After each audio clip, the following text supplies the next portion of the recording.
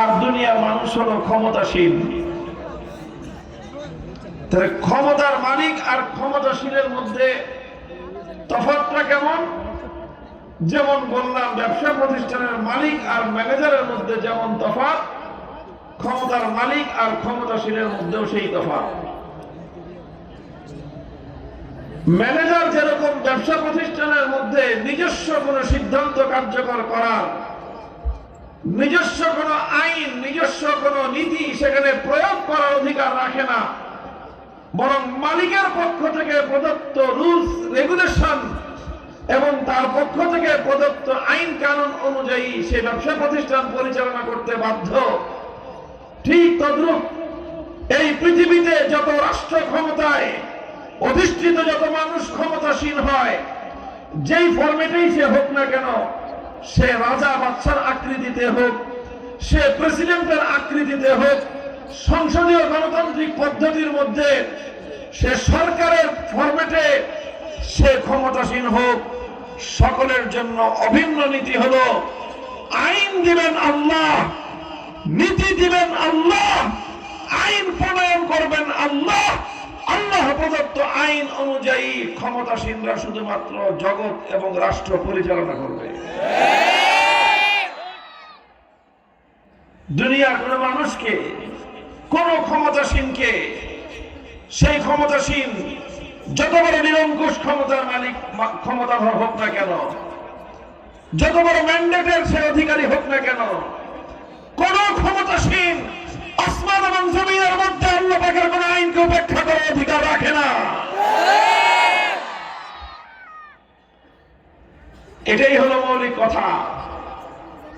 মুহতারাম হাজিরিন, ইসলামের রাজনৈতিক দর্শন এই জায়গাটায় পৃথিবীর অন্য সকল রাজনৈতিক দর্শন থেকে ভিন্ন।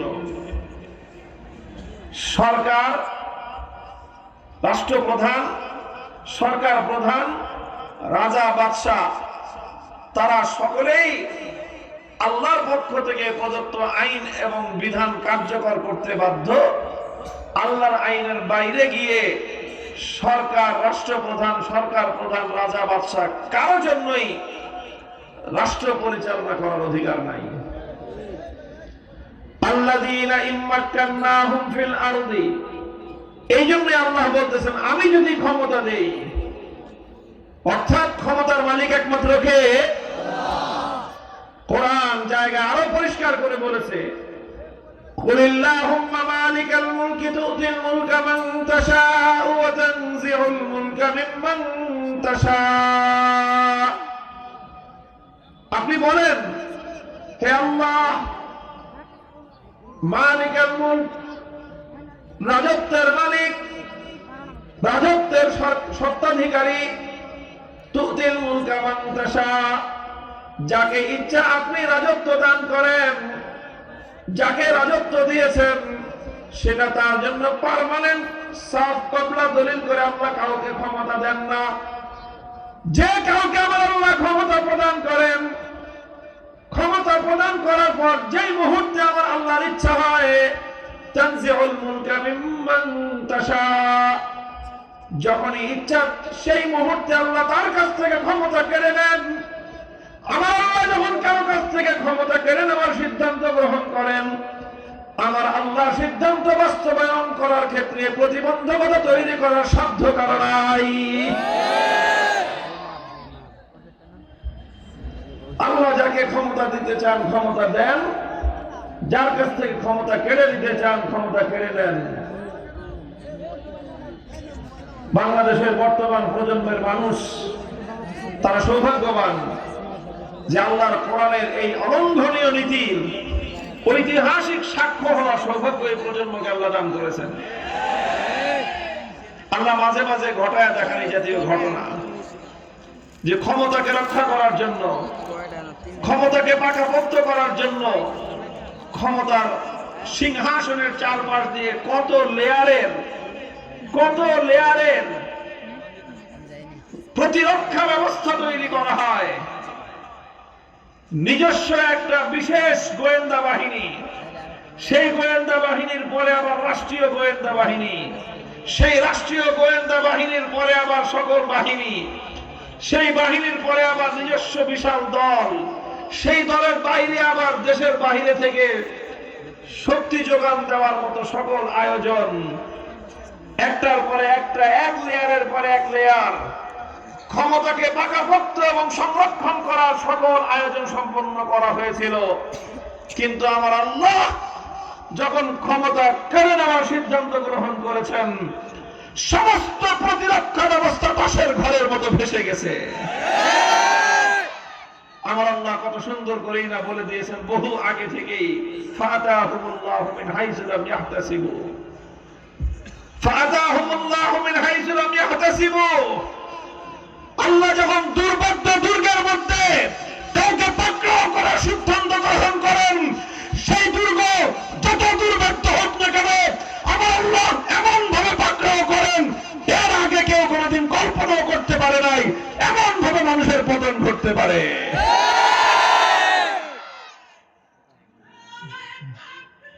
আল্লাহু আকবার।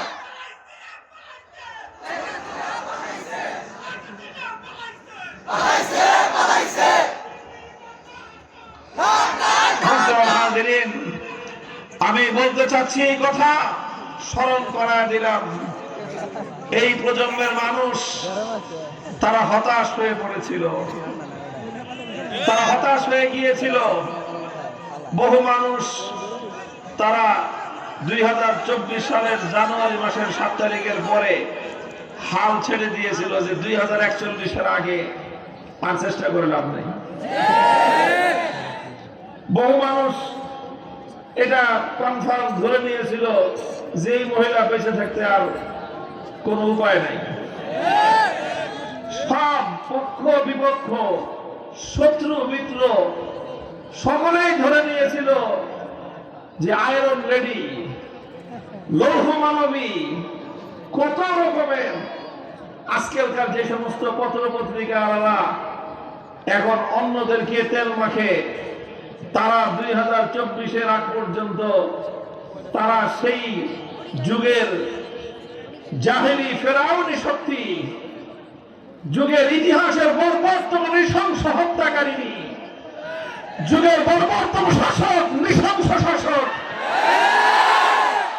তার নামে যেই সকল প্রশংসামূলক বাক্যমালা তার রচনা করত, কাব্যমালা তার রচনা করত, এই আজকের চিহ্নিত এই সকল মিডিয়াগুলো, প্রিন্ট মিডিয়া, তারপরে ইলেকট্রনিক মিডিয়া, যেইভাবে তাকে অতি মানবী, মহামানবী হিসেবে সাব্যস্ত করে গোটা জাতির উপরে তার জুলুম এবং স্টিম রোলার পরিচালনা করার বৈধতা দিয়েছিল এই মিডিয়া। অনেকভাবে অনেক কিছু করেছিল, কিন্তু যখন আমার আল্লাহ পাক রব্বুল আলামিন তাকে অপমান করার সিদ্ধান্ত নিলেন, আল্লাহ যখন বিতাড়িত করবার সিদ্ধান্ত নিলেন, আল্লাহ যখন তাকে লাঞ্ছিত করবার সিদ্ধান্ত গ্রহণ করলেন, বড় কোনো দলের প্রয়োজন হয় নাই, বড় কোনো নেতার প্রয়োজন হয় নাই, বড় কোনো শক্তির প্রয়োজন হয় নাই।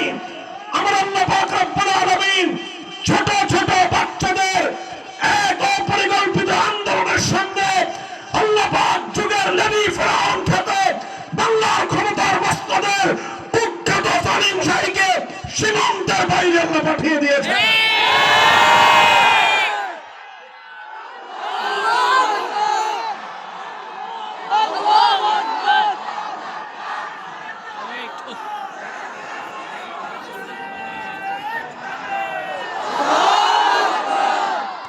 কাজেই ফাতাবিরু ইয়া উলিল আবসার, কোরআনে কারীমের সূরাতুল হাশরের ওই আয়াতের পরে আল্লাহ বলেছেন ফাতাবিরু ইয়া উলিল আবসার, হে চক্ষুষ্মান, হে বিবেকবান মানুষেরা, শিক্ষা গ্রহণ করো। ক্ষমতা পেয়ে কেউ দাম্ভিক হয়ে যেও না, ক্ষমতার গরমে কেউ অহংকার প্রকাশ করো না, ক্ষমতা পেয়ে কেউ নিরীহ মানুষের উপর অত্যাচারের স্টিম রোলার পরিচালনা করো না, ক্ষমতার বস্ত্রে আসীন হয়ে সাধারণ মানুষের সম্মান, মান, মর্যাদা, জান, মাল, ইজ্জত নিয়ে ছিনিমিনি খেলো না। এমন একটা দিন আসবে পৃথিবীর ইতিহাসে তুমি এক দৃষ্টান্তমূলক শিক্ষার উপকরণ হয়ে থাকবে। আগামী 100 বছর পর্যন্ত শেখ হাসিনা এই নামটা ফেরাউনের নামের পাশে লিখিত থাকবে। দুনিয়ার মানুষ এই নাম দেখে শিক্ষা গ্রহণ করবে দম্ভ এবং অহংকার, জুলুম আর নির্যাতনের পরিণাম কেমন হয়। শিক্ষাটা যেন আমরা গ্রহণ করতে পারি, আল্লাহ যেন সে তৌফিকে জাতিকে দান করেন। এই জাতির মধ্যে আর কোন ফেরাউন যেন জন্ম না নেয়, আর নতুন কোন দাম্ভিক শাসক যেন এই জাতির কাঁধের উপর চেপে না বসে। যার যেখানে যতটুকু সক্ষমতা আছে, যাকে আল্লাহ পাক যতটুকু সক্ষমতা দিয়েছেন, ক্ষমতা দিয়েছেন, সকল ক্ষমতাবান পারিবারিক ক্ষেত্র থেকে নিয়ে রাষ্ট্র পর্যন্ত প্রত্যেক ক্ষমতাবানকে আমি বলবো, ফাতাবিরু ইয়া উলিল আবসার, শিক্ষা গ্রহণ করো। তুমি পরিবারের ক্ষমতাবান, ক্ষমতার অপব্যবহার করো না। তুমি শিক্ষা প্রতিষ্ঠানের ক্ষমতাবান, ক্ষমতার অপব্যবহার করো না। তুমি প্রশাসনের ক্ষমতাবান, ক্ষমতার অপব্যবহার করো না। তুমি দলের ক্ষমতাবান, দলের ক্ষমতার অপব্যবহার করো না। তুমি অর্থ ক্ষমতার মালিক, অর্থ ক্ষমতার অপব্যবহার করো না। প্রশাসনিক ক্ষমতার মালিক, ক্ষমতার অপব্যবহার করো না। রাজনৈতিক ক্ষমতার মালিক, ক্ষমতার অপব্যবহার করো না। যাই ক্ষমতার অপব্যবহার করতে করতে সীমা লঙ্ঘন করে, আল্লাহ পাক তাদেরকে সীমানার বাইরে পাঠিয়ে দেয়।